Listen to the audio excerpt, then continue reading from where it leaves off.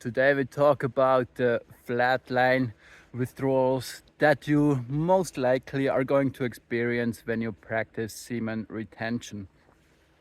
This is basically a topic that not everybody talks about, because usually you only hear all the benefits, like the woman attraction, you feel better, you have more confidence. But you should never underestimate this withdrawals or the flatline that you experience on the semen retention nofap journey, because especially when you had been in this addiction for a long time, they can be pretty severe. Like, you can experience panic attacks, you have mental swings, almost like borderline stuff, you have no motivation, you have heavy emotions, and if you don't really know what to do in those situations, you might end up in a pretty bad situation, because those emotions basically make it appear that life is not worth living anymore if it is really severe, because like you just gave up the one addiction that gave you the most happiness, but you know it is not good for you, and going back to it is not going to work, and the current situation that you actually want to overcome it is also pretty shitty. So you're in a situation where you just think, what is actually the purpose of life? I feel shitty right now because I'm having all those withdrawals, and if I go back to the stuff I liked, then I will end up in the same situation as I was before, and this is also not going to work. And if you take it even further, if you have had some experiences, money, woman, fame and everything, you just see the vanity in all of it, and then you just think, what can I actually do?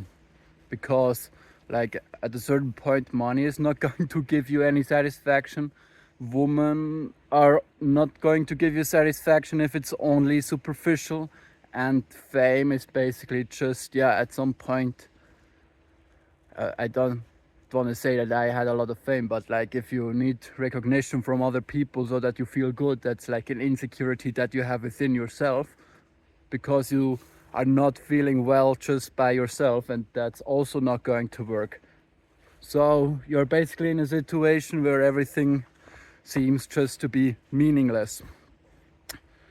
But the only thing that I can share right now is that there is hope. Like, that's just a stage, and the best thing that you can do is not listen to your mind and not do what actually brought you in this addiction. Like, that's all mind. Like, it always says, I want to get that, I want to get this, I want to get that, and then you work towards it, like money, fame and woman, and it never makes you happy, and then you just gotta shut this mind off for a little while.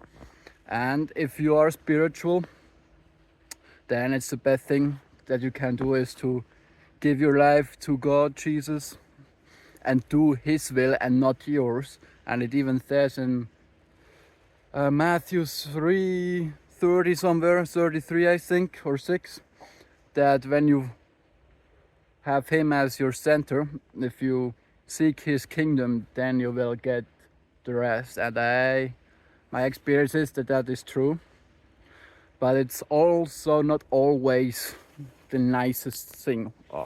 My arm is hurting from holding all this phone, but it's not always the nicest thing to do all the time, because like you have already given up everything and you have no motivation, and then you also gotta give everything up to this Jesus guy.